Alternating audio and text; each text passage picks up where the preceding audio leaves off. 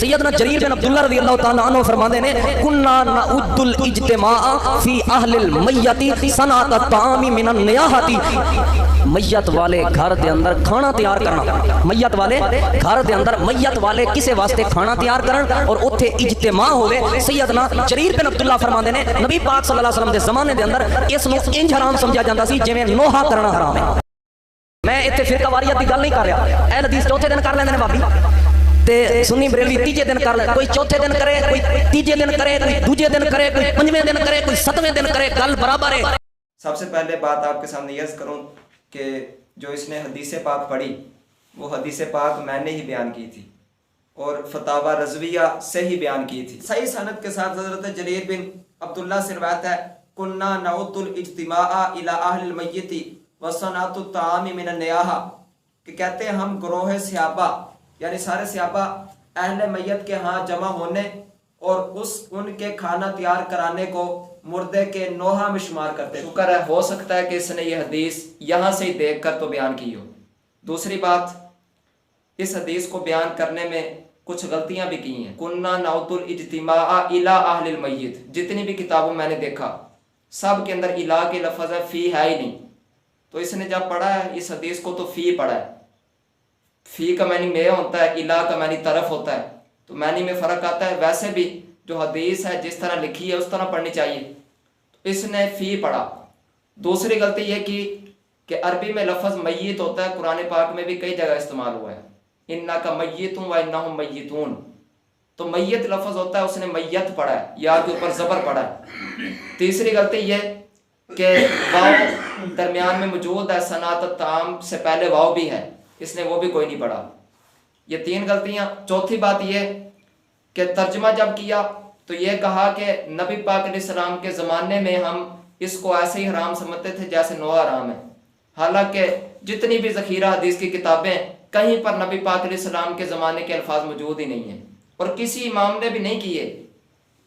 کہ تشریح کے اندر یہ کہا ہو کہ یہ نبی پاک کے زمانے کی بات ہو رہی ہے۔ یہ کہا کہ ہو سکتا ہے حضور کے زمانے کی بات ہو سکتا ہے صحابہ کرام کے زمانے کی بات ہو۔ اس نے بڑے جرعی انداز میں کہا کہ ہم نبی پاک کے زمانے میں ایسے کرتے تھے، حضور کے زمانے میں جو کام کیا جائے وہ اگر نبی پاک منع نہ کرے تو وہ تو حدیث ہوتی ہے اور سنت ہوتی ہے،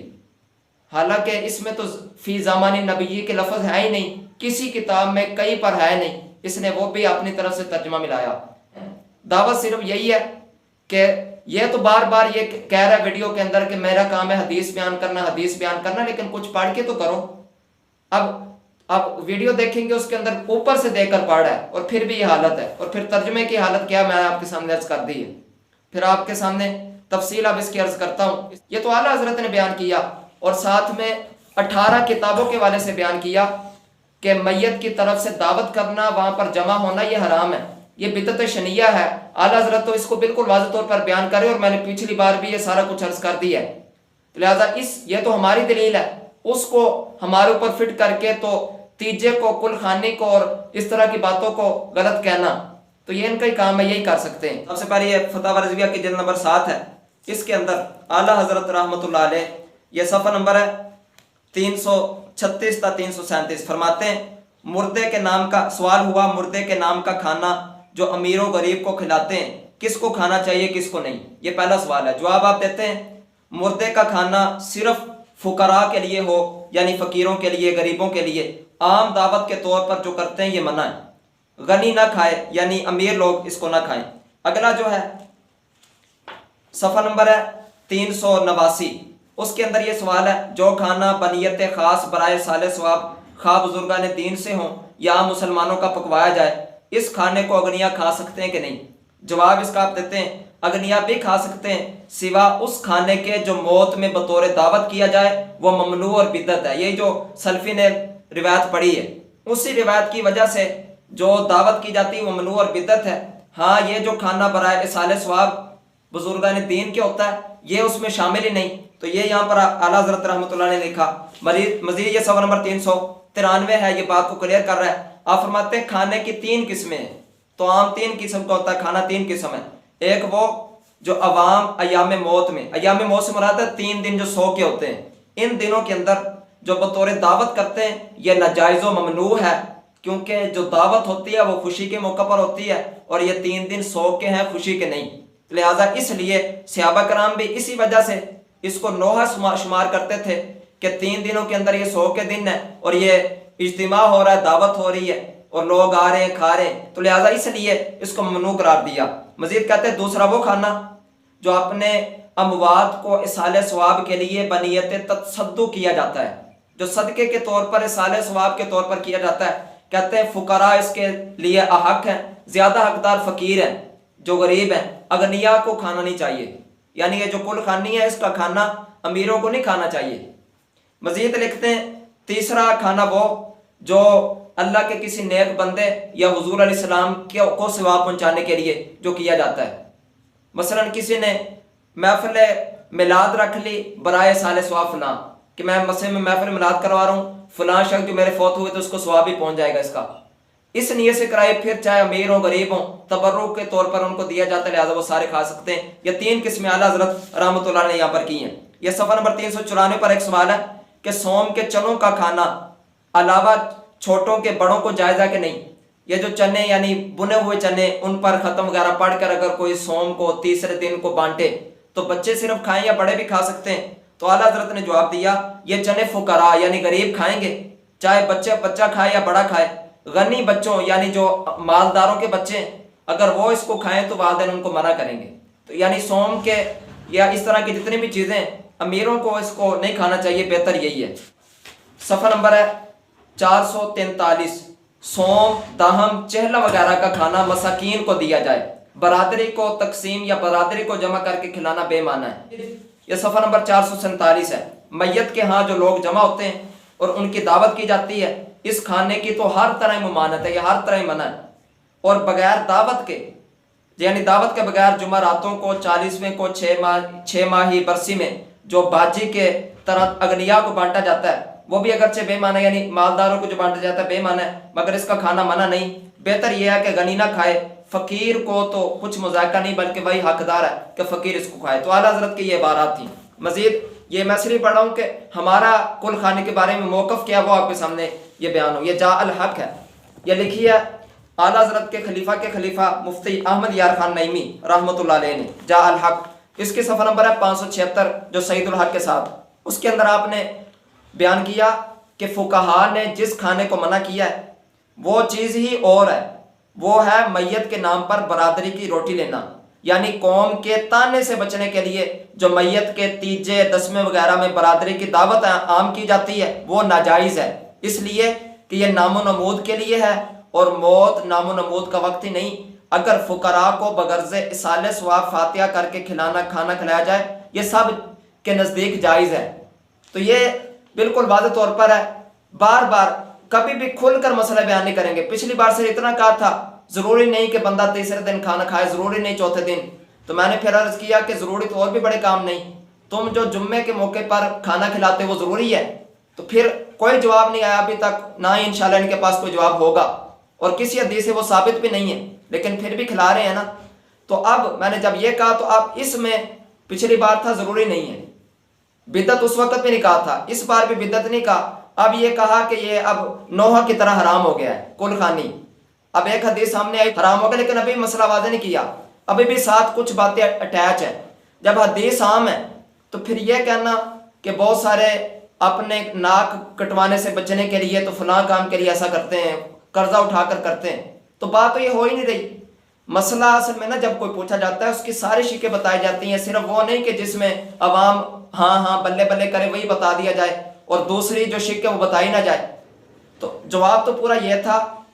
کہ کس کس نیت سے اس کام کو کیا جاتا ہے اور کس کس نیت سے کرنا ٹھیک ہے کہ نہیں۔ ان کے نزدیک کل خانی ویسے ٹھیک نہیں ہے، چاہے کوئی بغیر قرضہ لیے کرے، یعنی میت کے اوپر قرضہ بھی نہیں تھا اور کسی نے قرضہ لیا بھی نہیں، اس کے پاس پیسے ہی بڑے تھے، پیسے بڑا کمایا تھا اس نے، پیسہ اس کے پاس تھا، اب وہ اصالہ ثواب کے لیے ناک کٹنے سے بچانے کے لیے نہیں، وہ صرف نیت تو دل کا ارادہ ہے نا، بغیر اس نیت کے کہ میری ناک کٹ جائے گی اگر نہ کیا، بلکہ صرف میت کے اصالہ ثواب کے لیے کیا، تو اس کا حکم تو بتایا نہیں سلفی صاحب نے کہ یہ جائز ہے کہ نہیں جائز، یہ بھی ان کا طریق جائز نہیں ہے، لیکن اس طرح کھل کے نہیں بتائیں گے کیونکہ پھر لوگ بہت سارے سوال بھی اٹھائیں گے اور پھر یہ بھی کہیں گے اختلافی بات ہے، تو لہٰذا اس لیے یہ نہیں کہا ساتھ میں یہ کہا کہ بلائی تو اس وقت کرنی چاہیے تھی جب وہ بیڈ پر تھا، وہ ہسپتال میں تھا، وہ ساری باتیں ٹھیک ہیں، وہ سارے کہتے ہیں، ہم بھی یہی کہتے ہیں، لیکن جو اصل بات ہے اس کی طرف آؤ نا، اس کو ساتھ ملا کر تو پھر ساتھ میں کل خانے کی بات کر لینا، پھر ساتھ میں قرض کی طرف چل جانا، فلاں کی طرف، تو یہ ٹھیک نہیں ہے۔ ایک طرف آؤ اور کھل کر بات بالکل واضح طور پر ہو۔ ابھی بھی کھل کر مسئلہ بیان نہیں کیا، میں آپ کے سامنے واضح طور پر کہہ رہا ہوں کہ ہمارے فقہاء نے جس کو منع کیا وہ یہ ہے کہ میت کی طرف سے دعوت کرنا، فقیروں کو اصالہ ثواب کے لیے غریبوں کو کھلانا، کھانا کھلانا، یہ بالکل جائز ہے اور یہی ہمارے نزدیک درست ہے، اور اس نیت سے کہ میت کو اصالہ ثواب کرنا ہے، اس نیت سے نہیں کہ اگر نہ کیا تو ناک کٹ جائے گی، لوگ کیا کہیں گے، اس نیت سے جو بھی کرے گا وہ ٹھیک ہی نہیں ہے، جس طرح کہ واضح طور پر یہ مفتی احمد یار خان نعیمی رحمۃ اللہ علیہ نے لکھ دیا۔ اب ایک اور بات آپ کے سامنے عرض کروں، اسی حدیث جو سلفی نے پڑھی، حقیقت میں جو اعلیٰ حضرت نے بھی لکھی اور جو اصل میں ابن ماجہ اور مسند احمد ہے، یہ ابن ماجہ کی حدیث نمبر ہے 1612، اس سے پہلے ایک حدیث ہے 1611 نمبر، وہ حدیث کیا وہ آپ کے سامنے عرض کرتا ہوں۔ حضرت اسما بنت امیس رضی اللہ تعالیٰ عنہ صحابیہ فرماتی ہیں، لما اصیبہ جعفر، جب حضرت جعفر رضی اللہ تعالیٰ عنہ کا انتقال ہو گیا، حضرت جعفر طیار وہ آپ شہید ہو گئے، حضور صلی اللہ تعالیٰ علیہ وسلم ان کے گھر میں تشریف لے گئے، حضرت جعفر کے گھر میں تشریف لے گئے، اور پھر حضور علیہ السلام ان کے پاس گئے اور آپ نے ان کو تسلی دی اور کہا، ان آل جعفر قد شغلوا بشان میتہم فاصنعوا لهم طعاما، فرمایا اب یہ اپنے مردے کی وجہ سے ان کو مشغولیت ہو گئی ہے، ان کو پریشانی ہو گئی ہے، تو اس لیے ان کے لیے کھانا تیار کرو۔ حضور نے حکم دیا صحابہ کو جو ان کے ہمسائے تھے، قریبی تھے، کہ تم ان کے لیے کھانا تیار کرو۔ اسی لیے یہ فقہاء نے کہا کہ یہ سنت ہے کہ ایک دن اس کے ہمسائے اور قریبی کھانا تیار کریں، اس کے پاس آئیں اور اس کو کھلائیں۔ بعض نے کہا کہ 3 دن کر لیں گے پھر بھی ٹھیک ہے، کیونکہ 3 دن تک سوگ ہوتا ہے نا، غمی 3 دن تک ہوتی، تو اگر 3 دن بھی کوئی کرے گا تو ٹھیک ہے، نہیں تو ایک دن کرنا یہ سنت سے ثابت ہے۔ حضور علیہ السلام نے ایک وقت کے کھانے کے بارے میں یہ فرمایا کہ آج تم ان کے لیے کھانے کا انتظام کرو۔ تو قال عبداللہ، راوی عبداللہ کہتے ہیں، فما زالت سنتن حتی کان حدیثا فترکا، کہتے ہیں یہی کام چلتا آیا، یہ سنت چلتی آئی، یعنی جب بھی کسی کا انتقال ہوتا اس کے قریبی یا اس کے ہمسائے ان کے لیے کھانا تیار کرتے، یہ طریقہ چلتا آیا، پھر اس کو چھوڑ دیا گیا، کہتے پھر بعد میں ایسا اس کو چھوڑ دیا گیا۔ اس کی شرح میں امام جلال الدین سیوطی 911 ہجری میں جن کا وصال ہوا، آپ کیا فرماتے ہیں، والمفاد من هذا الحدیث واللہ اعلم ان هذا الامر كان في الابتداء على الطریقۃ المسنونہ، کہتے ہیں انہوں نے یہ کہا کہ پہلے تو سنت طریقے پر چلتا رہا کہ صرف جن کا انتقال ہوا نا، جن کے ہاں میت ہوئی، صرف ان کو کھانا کھلایا جاتا رہا، پہلے تو یہ چلتا رہا، پھر بعد میں ایسا ہوا کہ جو آتے تھے ان کو بھی کھلانا شروع کر دیا، جس طرح کہ آج کا رواج ہے کہ آپ وہ برادری والے سب کو کھانا کھلاتے ہیں، تو کہتے پھر آہستہ آہستہ اس سنت طریقے کو چھوڑ دیا گیا اور پھر نئے طریقے گاڑ لیے گئے، اور امام جلال الدین سیوطی نے فرمایا کہ جس طرح آج کل ہوتا ہے ان کے دور میں بھی تھا اور آج تک یہ چلتا آ رہا ہے، یہ غلط طریقہ کہ وہ سارے جمع ہو جاتے ہیں برادری والے، ایک تو ہے نا دور سے مہمان آئے ہیں ان کے والے سے علیحدہ ہے، ایک یہ کہ قریبی بھی آ گئے ہیں، چلو ویسے تعزیت کے لیے آئے اس سے تعزیت کریں، چلے جائیں، کھانا کیوں کھا رہے ہیں، لہٰذا اب یہ غلط طریقہ رائج ہو گیا، تو یہی آپ فرماتے ہیں۔ مزید آپ نے یہاں پر یہ لکھا، وَأَمَّا صَنْعَةُ الطَّعَامِ مِنْ أَهْلِ الْمَيِّتِ إِذَا كَانَ لِلْفُقَرَاءِ فَلَا بَأْسَ بِهِ، کہتے ہیں ہاں اگر فقیروں کے لیے، غریبوں کے لیے کوئی میت کی جانب سے کھانا کھلائے، صدقہ کرے تو فرماتے اس میں کوئی حرج نہیں ہے، کیوں؟ لِأَنَّ النَّبِيَّ صلی اللہ علیہ وسلم قَبِلَ دَعْوَةَ الْمَرْأَةِ الَّتِي مَاتَ زَوْجُهَا، فرمایا کیونکہ ایک عورت جس کے شوہر کا انتقال ہو گیا تھا، اس نے حضور کو دعوت کی تھی، کھانے کے لیے بلایا تھا، تو نبی پاک علیہ السلام نے اس کی بلانے کو قبول کیا تھا، اس کے گھر میں تشریف لے گئے تھے۔ سنن ابو داؤد کے اندر موجود ہے۔ اب ذرا سنن ابو داؤد کی حدیث پاک سنیے، امام جلال الدین سیوطی نے اشارہ کر دیا ہے، اب آپ کے سامنے عرض کرتا ہوں، باقی نسخوں میں 3332 ہے، یہاں پر 3331 ہے۔ ایک انصاری مرد کہتے ہیں، خرجنا مع رسول اللہ صلی اللہ علیہ وسلم فی جنازہ، یہ نئی بات ہے، کہتے ہیں ہم نبی پاک علیہ السلام کی بارگاہ میں حاضر تھے اور ہم ایک جنازے کی طرف چلے گئے۔ عربی پڑھے بغیر میں آپ کے سامنے ترجمہ کرتا ہوں کہ نبی پاک علیہ السلام نا جو قبر کھودنے والا تھا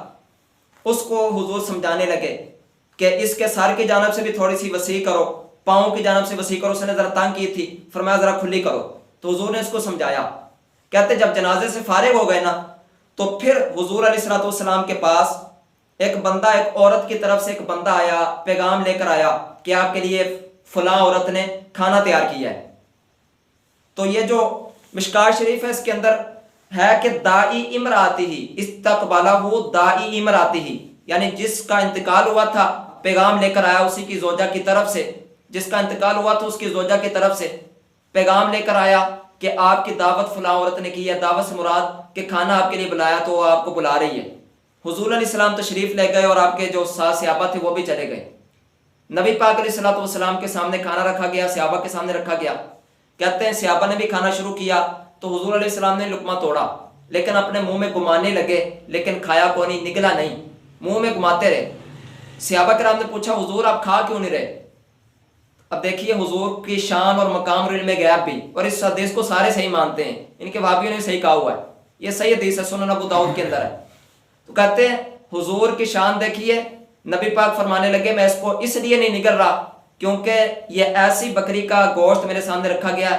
کہ جس کو اس کے مالک کی اجازت کے بغیر ہی ذبح کر دیا گیا ہے۔ جا کے اتنی پتہ دار ہے، حضور کے سامنے بھی نہیں آ رہی، بلکہ ایک بندے کو بھیجا ساری بات بتا کر۔ حضور اصل میں نا جب میرے شوہر کا انتقال ہوا تو میں نے اس بندے کو بھیجا کہ بازار سے جائے، یہاں پر بقیع کا ذکر ہے، بقیع والی جگہ پر جائے اور بکری خرید کر لے آئے۔ میں نے پیسے بھی دیے تو وہاں سے ملی نہیں، تو میرے ایک ہمسائے نے بھی بکری لی ہوئی تھی، خریدی تھی ہمسائے نے بکری، تو میں نے اس بندے کو بھیجا کہ ذرا ہمسائے میرے سے لے آؤ، اس کو کہو جتنے پیسوں سے تم نے لی اتنے پیسوں سے مجھے بکری دے دو۔ سمجھ آ گئی نا بات کی؟ کہتے ہیں ہمسایہ بھی موجود کوئی نہیں تھا، کہیں پر گیا ہوا تھا۔ تو پھر میں نے ہمسائے کی بیوی کی طرف پیغام بھیجا تو اس نے پیسے لے کر تو بکری دے دی، لیکن اپنے شوہر کی اجازت کے بغیر ہی دے دی، پوچھا نہیں اپنے شوہر سے کیونکہ مال تو شوہر کا تھا، تو اس نے بغیر شوہر کی اجازت کے دے دی یہ وہی بکری ہے۔ تو حضور علیہ الصلوۃ والسلام نے فرمایا کہ پھر اس کو قیدیوں پر صدقہ کر دو۔ حضور علیہ الصلوۃ والسلام نے دعوت بھی قبول کی، یہ نہیں کہا کہ تمہاری تو میت ہوئی ہے اور 3 دن تک کھانا تو منع، کھلانا تو منع ہے، تم کیوں ہمیں کھلا رہی ہو، یہ بالکل نہیں کہا۔ تو یہ بالکل واضح طور پر ثبوت ہے کہ اگر کوئی بنیت تصدق صدقے کے طور پر اگر جن کے یہاں میت ہوئی اگر وہ کھلائے کسی کو تو جائز ہے، یہ بالکل روایت ہے۔ اب اس حوالے سے بہر زین کا گزرا ہے، اب تو مر گیا ہے، اس نے مشکات شریف اس کی جو روایت ہے اس کے تحت لکھا، میں آپ کے سامنے عرض کرتا ہوں۔ یہ مشکات شریف کی روایت ہے 5942، یہی حدیث جو آپ کے سامنے عرض کی مشکات شریف کے اندر بھی ہے، اس کے تحت ترجمہ کیا اور زبیر زئی کی نیچے تحقیق ہے۔ وہ کیا لکھتا ہے، اس کا صفحہ نمبر ہے جلد 3 صفحہ نمبر 443، مقطع اسلامیہ سے چھایا ہوا کہ یہاں پر نا جو امراتے ہی کے لفظ ہیں یہ نسخے کی صرف غلطی ہے، کسی نے خود شامل کر دیا سر لفظ ہے، ویسے کسی عورت نے بلایا تھا، یہ اس کی بیوی نہیں تھی جس کا انتقال ہوا تھا، یہ ویسے کوئی عورت تھی، اور کہا کہ اگر ہی ضمیر مان بھی لیں تو پھر یہ اس میت کی بیوی نہیں تھی بلکہ وہ جو جس نے قبر کھودی تھی اس کی بیوی نے دعوت کی تھی، پہلے یہ بات کی۔ اور کہتے ہیں اس کا وہ مطلب نہیں ہے جو مطلب بریلویوں نے نکالا ہے، ولا يدل هذا اللفظ الى ما ذهب اليه البریلویۃ ومن وافقهم بان المراد منه داعی امرات المیت۔ کہتے ہیں اس کا وہ مطلب نہیں جو بریلویوں اور ان کے ساتھیوں نے لے لیا۔ اتنی خیانتیں اور دعویٰ یہ ہے کوئی اتنے بڑے محقق ہیں ان کے۔ اب دیکھیے الزام کس پر لگایا، بریلوی اور جو ان کے موافقین ہیں وہ یہ کہتے ہیں کہ یہ عورت جو تھی اس کی تھی جس کا انتقال ہوا تھا، یہ اس کی بیوی تھی، یہ بریلوی کہتے ہیں۔ بریلوی کس کو کہا جاتا ہے؟ اعلیٰ حضرت رحمۃ اللہ علیہ سے لے کر آپ تک۔ اعلیٰ حضرت کی ولادت ہوئی ہے 1272 ہجری اور 1340 میں آپ کا وصال ہوا۔ ویسے میں نے جتنا بھی پڑھا نا ایک جگہ پر بھی اعلیٰ حضرت نے یہ حدیث ہی کوئی نہیں بیان کی، میں نے آپ کو سنایا بھی صحیح، ایک جگہ کوئی حدیث ہے یہ تو اعلیٰ حضرت نے تو اس کا مطلب بیان کیا ہی نہیں، پہلی بات یہ۔ اور اگر کیا بھی ہو تو صرف اعلیٰ حضرت نہیں، میں آپ کے سامنے یہ سب سے پہلے امام جلال الدین سیوطی کی یہ شرح پڑھ چکا ہوں۔ سب سے پہلے امام جلال الدین سیوطی رحمۃ اللہ علیہ ہی تو کہہ رہے ہیں کہ جس طرح کے حضور علیہ السلام نے اس بندے کے بیوی کی دعوت قبول کی تھی جس کا انتقال ہو گیا تھا، اس کی دعوت قبول کی تھی، سب سے پہلے امام جلال الدین سیوطی کہہ رہے ہیں 911 میں فوت ہوئے ہیں، یہ بریلوی تھے کیا؟ اگلا سوال امام ملا علی قاری رحمۃ اللہ علیہ، اسی مشکات شریف کی شرح کی ہے ملا علی قاری رحمۃ اللہ علیہ نے، انہوں نے کیا لکھا اسی حدیث کے تحت مولا علی قاری رحمۃ اللہ علیہ آپ نے فقہا کی باتیں بیان کی کہ جنہوں نے وہی روایات بیان کی کہ 3 دن تک میت کی جانب سے دعوت کرنا ٹھیک نہیں، وہ بیان کرنے کے بعد کہتے ہیں فَيَنبَغِي أَن يُقَيَّدَ كَلَامُهُمْ بِنَوْعٍ خَاصٍ مِّنْ اجتماع، کہتے ہیں جو منع کیا گیا اور جو حدیث جریر ہے جو عبداللہ سلفی نے پڑھی، جو پہلے میں نے بھی بیان کی، کہتے ہیں اس حدیث کا اگر معنی پر غور کریں وہ ایک خاص قسم کے اجتماع پر مبنی ہے، اس کو مقید کیا جائے گا کہ وہ خاص قسم کا اجتماع جو منع ہے وہ کون سا ہے؟ کہتے ہیں یوجب استحیاء اہل البیت المیت فیطعمونہم کرہم، کہ کوئی بندے ان کے یعنی بلائے بغیر ان کے پاس چلے جائیں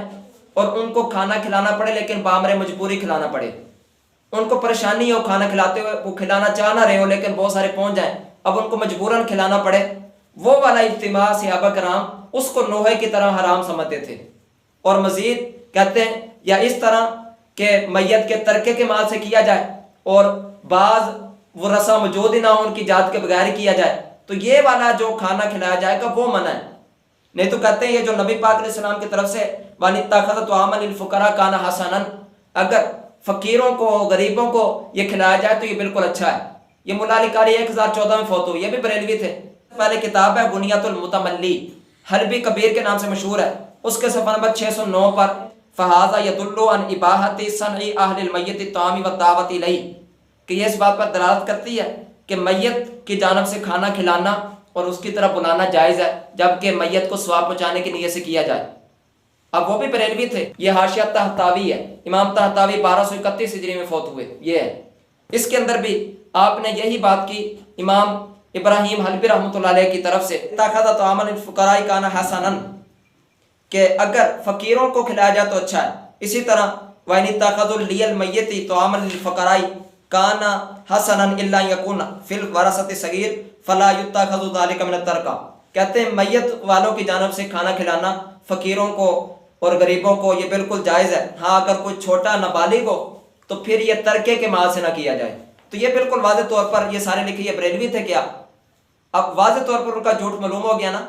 اپنے لوگوں کو صرف مخالفت کے لیے اور ہمارے خلاف کرنے کے لیے بار بار یہی کہتے ہیں بس بریلویوں نے فلاں نکال لیا، بریلویوں نے فلاں نکال لیا۔